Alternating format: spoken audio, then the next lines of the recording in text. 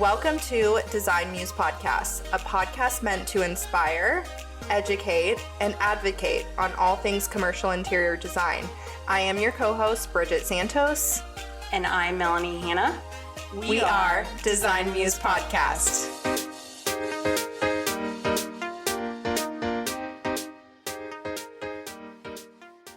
Welcome back to Design Muse Podcast. We're so excited to have a part 2 with Kristina Fischer, Development Manager. RFI is defined as a request for information in the design world. It's part of construction administration where the contractor can request formally a question to the design team, any consultant, whether it's an architect, interiors, landscape, and then get a formal response back and proceed onto the project with the solution. RFI number 1, submitted from our listeners, is: how do you view and account for additional costs that arise during CA due to incomplete documents? It's called contingency. Ding, ding, ding, ding.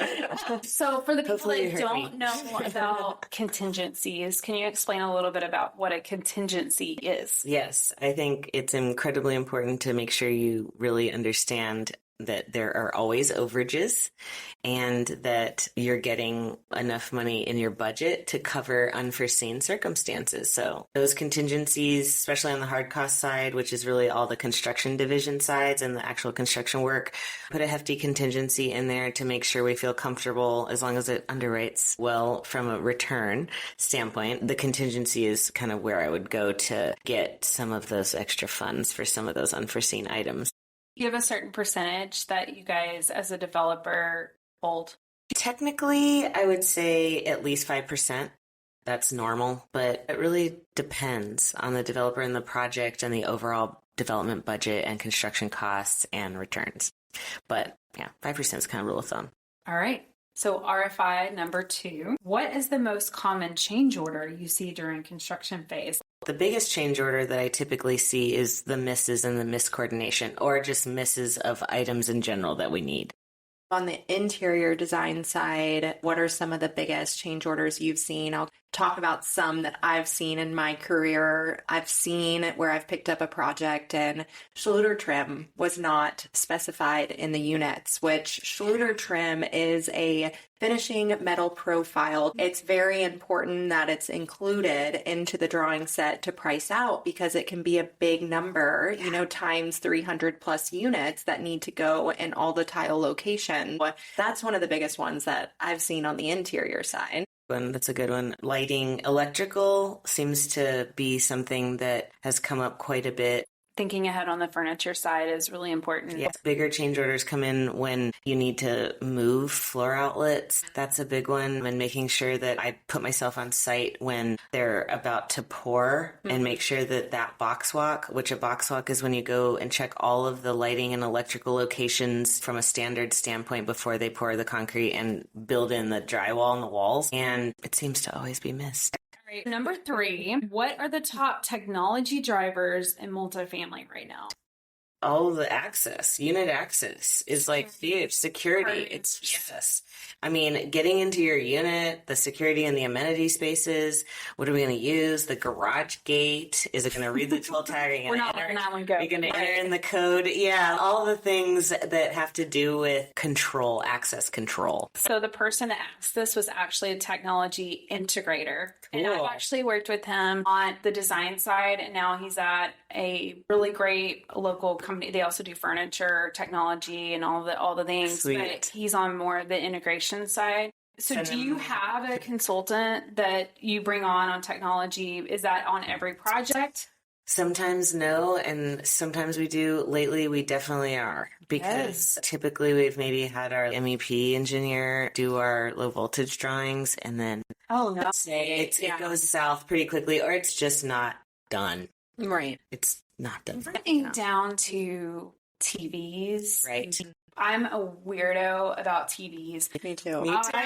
Bridget probably remembers I love a chief box. Mm-hmm. I want all the guts of that TV. I better not see one cord hanging down. Right. I need it on an arm, and I need the arm to go all the way back in the wall. Yeah. It's really an important thing that I think a lot of people don't bring on. And then they're actually paying what they would have been paying in fees for those missed items. Yeah, and we're sitting here trying to coordinate at the very end of the job. Is this going to be Sonos?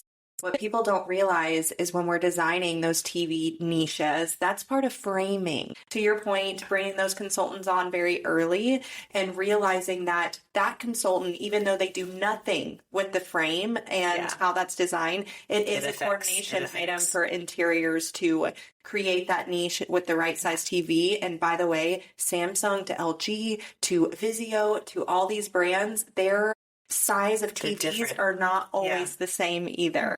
They're not. And working on all the different sectors, I have a workplace project that we just issued maybe a week or two ago. And because we also work in BIM, they work in BIM. And so what's really awesome is that we actually caught that the 100-inch TV that was requested actually didn't fit in our beautiful millwork. And this is really nice millwork. It's solid custom, back painted glass, marble, and that would have been a shame. I mean, so the BIM model is really an important factor too of getting a consultant that can see those things and see those conflicts and be able to do that. Yeah. So as a designer, that's part of our job, is to be able to conflict resolution. Yes. And identify those things. All right. So RFI number 3 was technology. So RFI number 4, what aspects do you miss about design and what aspects do you love about development?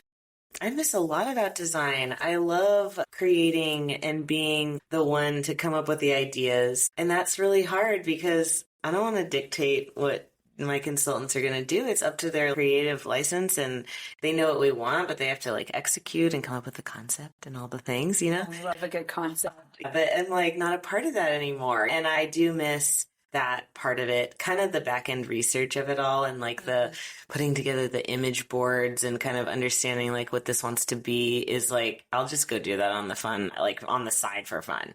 Like at my house, like in Bluebeam. I'm going to do this for my house instead because I can't get it at work. My husband loves that, all the new projects I have for him. Anyways, that's what I miss. And then the second part of that question was, but what do I love about development? I mean, that I get to work on the whole entire project. It is so cool because even though it's a lot of responsibility and you're accountable for the whole project, like the minute you sign on the land and it gets accepted and you start going into due diligence, you are working on that project until you're 95% leased. Right. And it is all inclusive.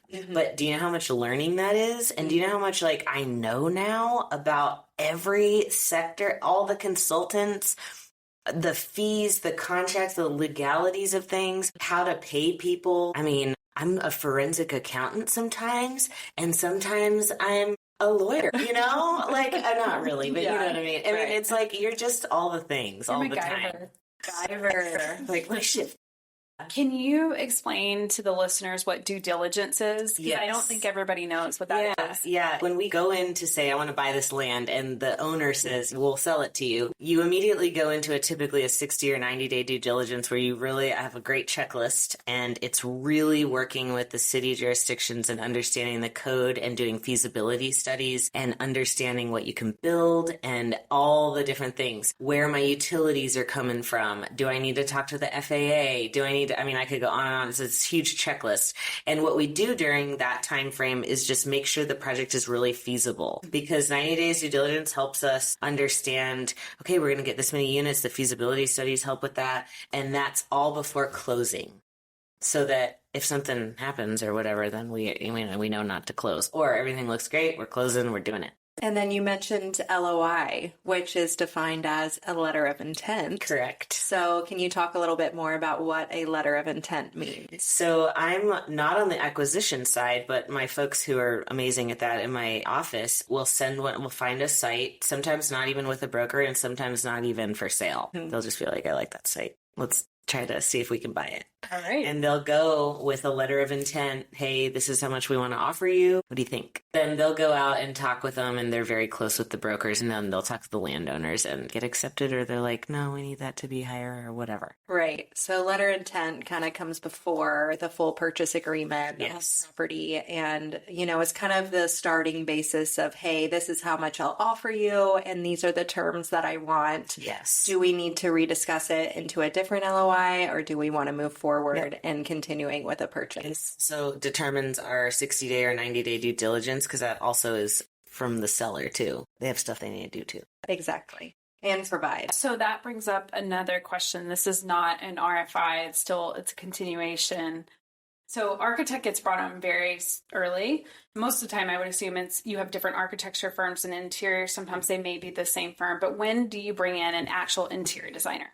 So I'm trying to bring them in a lot earlier than typical, because that just does not seem to work out for anybody. I don't know why, but it seems like they should be brought in when architecture and MEP and structural are brought in. All of those folks need to be right here together right away. Right now. Right? That's the best thing to hear in the whole entire world, because I think there's so many times as designers, they're bringing us in too late. Yeah. So they'll bring us in at the end of SD and they'll say, hey, I need an SD narrative that we're pricing out, by the way. And you're like, holy crap. Yeah, it's not feasible. And you have to coordinate columns, and I could get into it. And planning up front, it's like adjacencies are wrong, and hey, where's your single restroom? Your 88, your counts, plumbing counts aren't even correct. So it is such great synergy bringing on all those consultants very early. It's just like technology, like you said, just bringing everybody to the table early on, even if they're going to be on hold for a period of time. But listen, you just say this is the schedule. There's valuable input that they can have, and I think that's one thing that we're wanting to advocate for interior designers to be in there. So I'm here for it. You get a gold star. I would say, like with being brought on early, it's not that interior designers expect to start on the project immediately. Like, we understand that we might be brought on early for round table discussions, but we want to be a part of those discussions to understand what the project needs to be. So when it is our time to start space planning and working together, then we're already part of that team and we're ready to go. So one thing I really love about Toll in the beginning to that point is that we really do put a lot of importance on our vision sessions, and everyone is invited there. I mean, typically the architect and potentially in branding and the interiors firm and even sometimes landscape, like a lot of people are there for the vision session, and that's when we start to talk about demographic, and if this was a car, what would it be? Right. And that's persona. Yes. And we talk about all those things. So at least like from that point forward, we're all working together. I love that you brought up branding too, because I think a lot of times that gets brought on too late. And we have a branded environments team I just love, and I love working with and collaborating with them. But it is such a great part of the project, and bringing them on as a consultant is just a really incredible experience. And y'all's coordination with them is it's huge. So as a designer, we're storytellers. So when you have that other side of branding, say even the building, like, you're going to name it the Molly or whatever, you know, and they're doing all this branding part of it. And if that doesn't jive, if there's a disconnect, you can tell. So you totally can. Totally. And even if you're not in our world, but you're just someone that isn't in the design world, like, they can tell too. They just don't know why. Right. They can feel it, but they're like, something's wrong. Yeah. Right. It's like walking into like Hilton and smelling the smell of a Marriott. Right. Something's wrong, but I just don't really know. Exactly. So true. All right. So moving on to RFI number 5. Any tips for new designers? Oh my gosh. Just lots of listening and learning as much as humanly possible. Try to get your hands on as much as you can, because I feel like the more exposure you give yourself, the more you find your niche, the more you learn about stuff, the more you communicate. The other thing too is that, like, speak up. Do not hold back. Just get your confidence, out. Right. Like, stop being timid. Ask questions. I love the folks that come in that are just like so gung-ho and passionate and want to know things and ask questions, and they're like my favorite.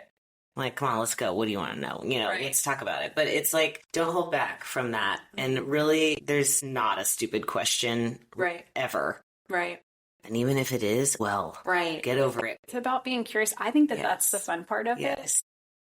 That's one thing that's huge about this podcast is none of us are sitting here saying we are experts. The world of design, you're always learning and you're always asking questions, and that comes from experience and projects and going through time. And another thing I would say to kind of piggyback off what you said is find a mentor. Totally. Find a mentor that inspires you and that somebody that you want to follow, and grab onto that and just ask as much as you can and see how much you can get out of that relationship. Because without a mentorship and without that person that you can go to, it can be scary in the industry. And it's like you got to make decisions somehow. You kind of need some help sometimes. Exactly. And it may not be from like a parent or something, you know. Right. It really needs to be from someone who's seeing it from the outside, right. who doesn't like totally know everything about you. Right. But it's also like my answer was more to like, okay, listen, but also speak up, but like just do both. Exactly. You know?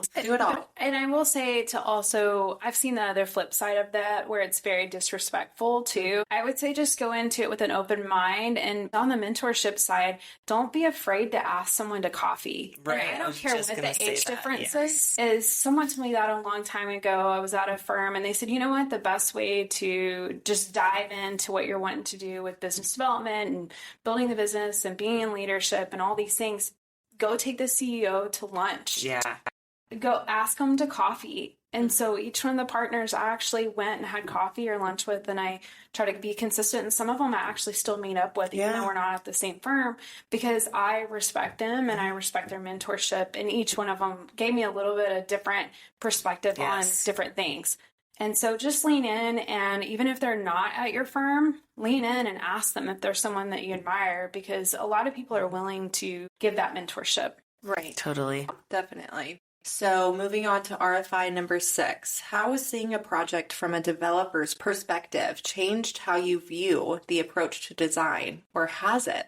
It has. Mm-hmm. Definitely changed. It's given me a little bit more. It's twofold. One, price is always just at the top of mind from a development aspect, which is now kind of what I immediately, as much as I don't want to, I go straight to like, how much does that cost, or what is it going to cost us? But it's important for everybody because everyone benefits from us building this building. Right. And if we don't build this building, nobody benefits. So it's really hard because I do think that I do typically care about the cost up front, but I still love to make sure that our designers are given full rein on their abilities and the way that they want to approach it after the vision session and after talking with the client and after knowing and understanding the budget. Please solve our design problem. You know, like, please make sure that you guys are going to make and design the most beautiful space for this budget. And a lot of times that means giving the interior design team proper time to be able to go through schematic, go through DD, go through those phases of design that are so important. In today's world, it's rush, rush, rush. How fast can you pump this set out? How fast can we get a finished presentation? And a lot of times that can kind of knock the full design process. But we understand from a developer standpoint that time is money. And as fast as we can get it out, it's better for you guys. So definitely that balance of allowing the design team to have the time, but everybody's got to stick to a schedule and we've got to pump it out. But that's a lot of push and pull that I see today is we need it as fast as possible, but we want it to be the best thing ever. So it's, you know, that world, you get what you pay for. Right. So I'm a little different in that regard from a development standpoint because I didn't come from a finance background or some of the folks in development that the typical trajectory that they have. And, you know, it's design's incredibly important to me. And I have an entire list of why that I can share with you guys, but it's unbelievable what time will give you if you get them started early. And if you're on early and you can start thinking about things and you have them on a schedule that you've discussed and it's all about communication, then you can get the design at the right budget. I really feel like a lot of times it's better to have a more complete coordinated drawing set than to push for a schedule that isn't going to have that. Because if you knock the schedule down and you get it so tight that there's no time to coordinate and everything, you're going to pay for it on the CA side. Oh, I was just about to say, change contingency, right? The place. Exactly. So there's a balance, and who knows what that equation is. Every developer is different, but there's that push and pull of, okay, we need it to be in this time frame, but we need a well-coordinated set. And a lot of times the architect leading the project will say, hey, I really think a week or two would provide you a better set. As a developer, what do you think about that? And I typically say yes. Right. Because unless it's something where we're up to closing or we're up to a major deadline from a financial standpoint, are we getting a closing on the bank loan or what, something that's big. Either way, though, you guys are not doing that stuff until after that stuff is done. So typically it's a yes, I would rather have a full set. I don't want to go to pricing out to the streets or even to permit unless it has what we need in it to get as close as possible to the price we're going to want and see. The other thing too is that I've been kind of coordinating a little bit with the ID firms on putting allowances as much as humanly possible. If you're not going to be able to let's prioritize the design, make sure that if you are on some kind of crazy deadline that we say, okay, this may not all be selected and this schedule isn't totally full yet, but we know we're going to put a $25 carpet here. We know we're going to put an $18 wall covering here and a $5 tile here. And then you just stick to it as best you possibly can because it just went out to the streets or to permit, and then you're safeguarding yourself a little too and helping us hone in on the budget a little bit closer. Right. We've talked a lot about budgets, and that kind of moves on to RFI number 7. How do you prioritize good design with developer budgets? Oh, it's all about first impression. I don't want to say Instagrammable moments because it's going out, I feel old saying that. I always tell people you have to start at the first impression when you're first walking through that door. That's how you tell a story. I think it's so important for interior designers to speak up when it comes to developers are going to have a VE list and they're going to come to you and your clients are going to say, I think we should cut X, Y, and Z. And maybe us with our experience on the design side say, how about you cut X and Z, but you have to keep Y, but let's reduce A over here to still get that impact that we feel like really needs to be pushed through. Speaking up on that VE list, I've got developer clients who will call me before the meetings and say, hey, listen, I want you to speak up. If you feel like something shouldn't be VE'd, the project as a whole is more important than checking this box off on the list. So a lot of times developers come to us as interior designers with experience that say, what do you think is most impactful? Which, again, comes from just doing projects and knowing what's been successful. Yeah. To share my favorite phrase. Every time V comes up, I'm like, all right, I'm going to make it budget friendly and fabulous. And I say it just like that. And I get this, it's funny. You know what I say too?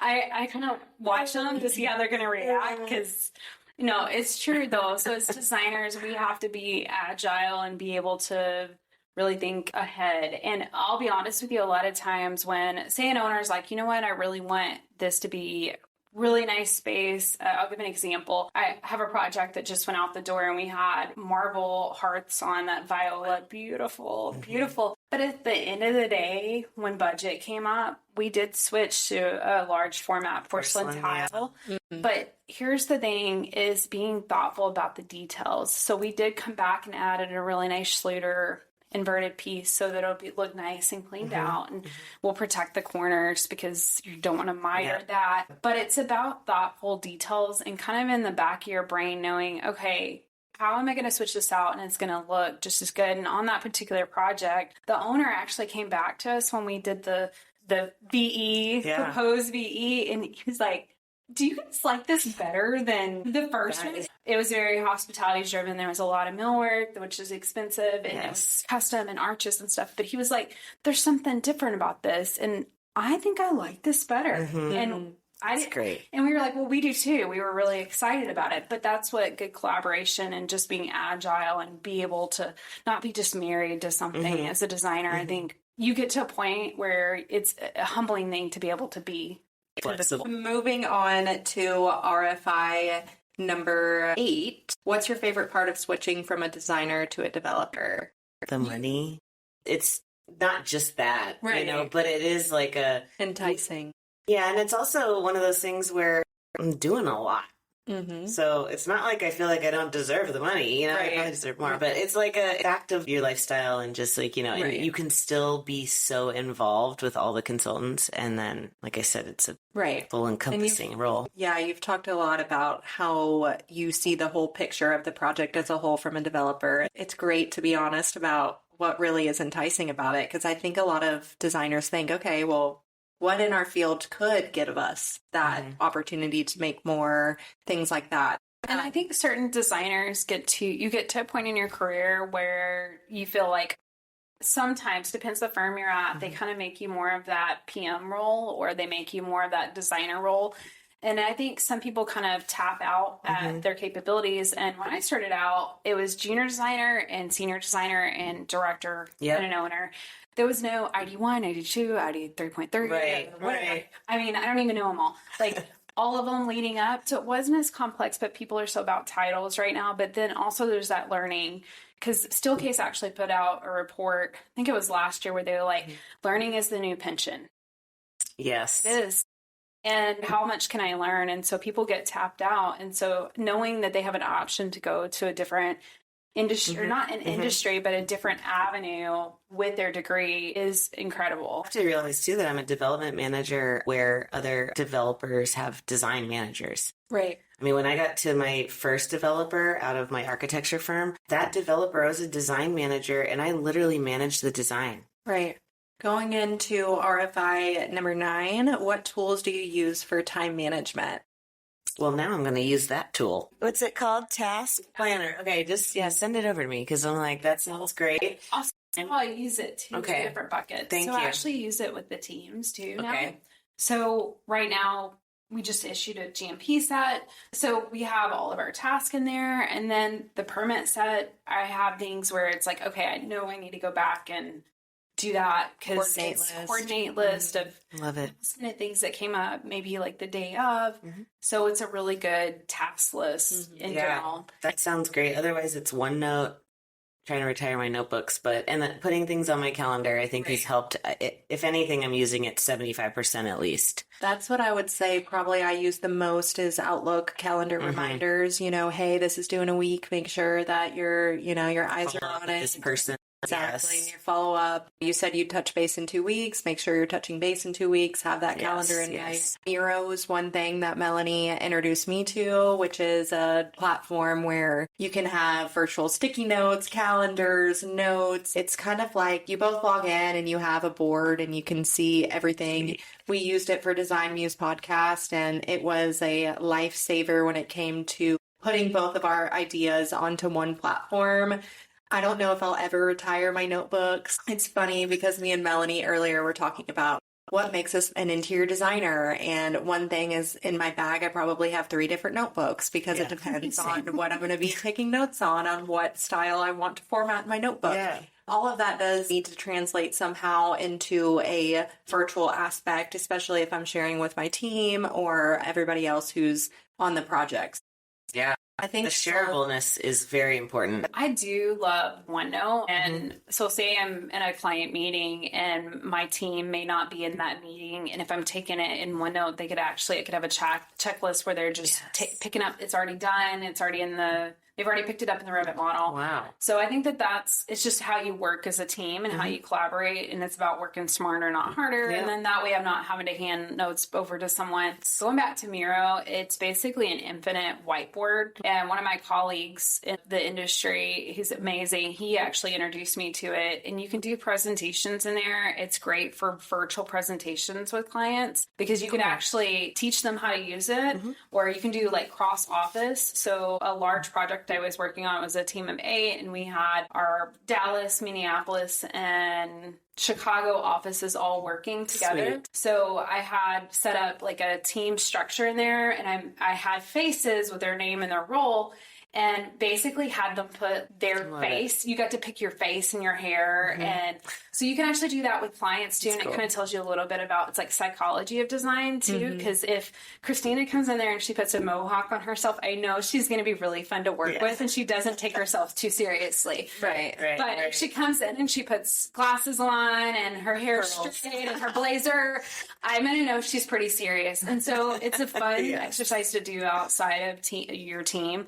But it grows. So the way Bridget and I used it, we had these columns and sticky notes where we came in and said, okay, what do we want our name to be? So we word dumped everything that was important to us. And it was cool because then we could write notes to each other. We're busy. So it'd be like, after we put the kids to sleep. Oh, yeah, 9:30 Right. a.m. or whatever. And we were like, oh yes, we were like, yes, Yes. star that. And then we moved on to who would we want to bring on. You were on there, Thanks. by the way.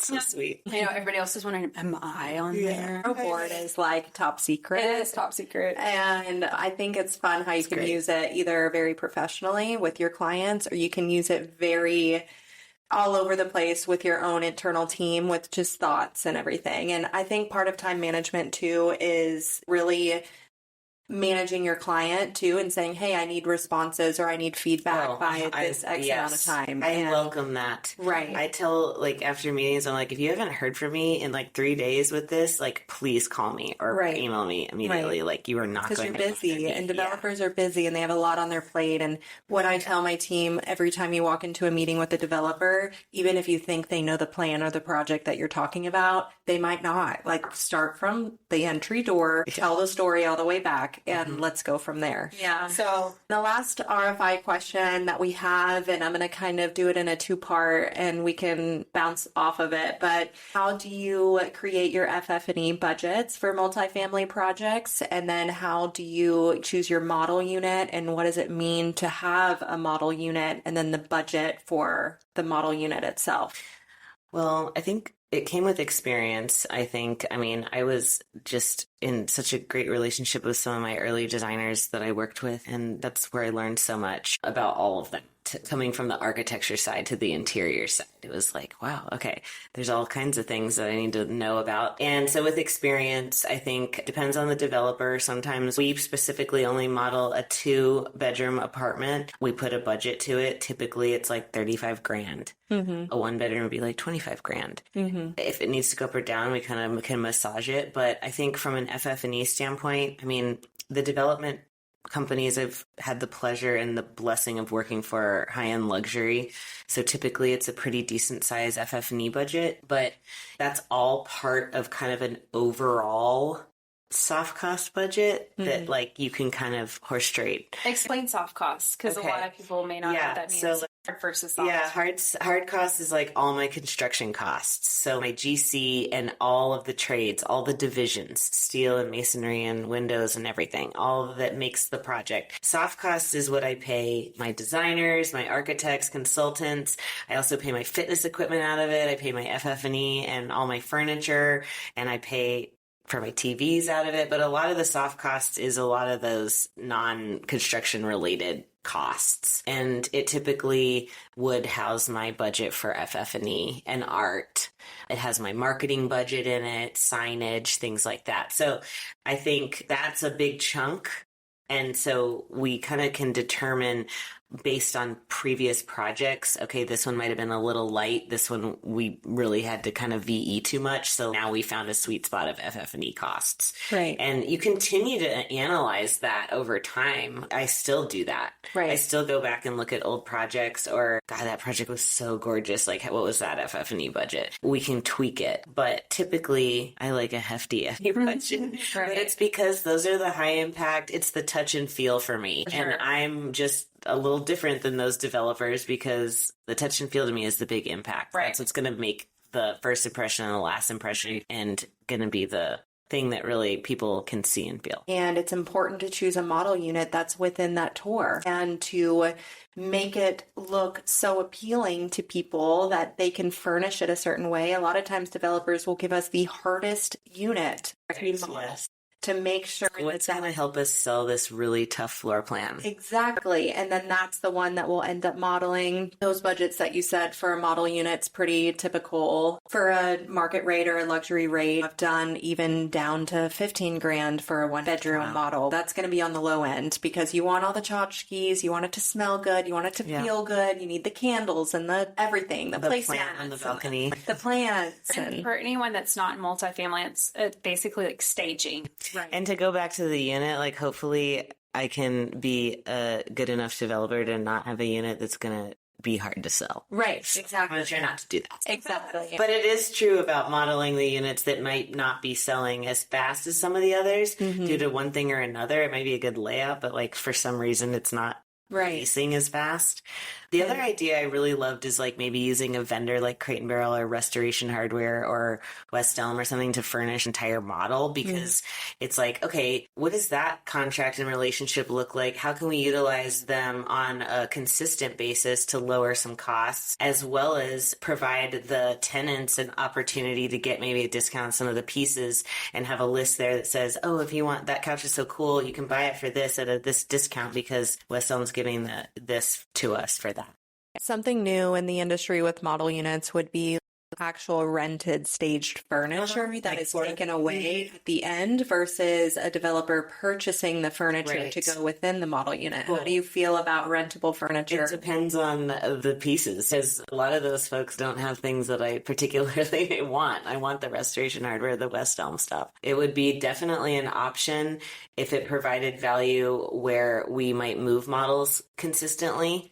Sometimes we'll have a model for all of lease up, but then we'll move it to, like I said, one of the units that might not be leasing that fast. Right. And then we have to change things up, or it's a 1-bedroom instead of a 2-bedroom, and then we have to buy a different piece because it's not configured properly with the windows or whatever. And so that would be beneficial, because then we could just switch out what we need and then it goes in perfectly.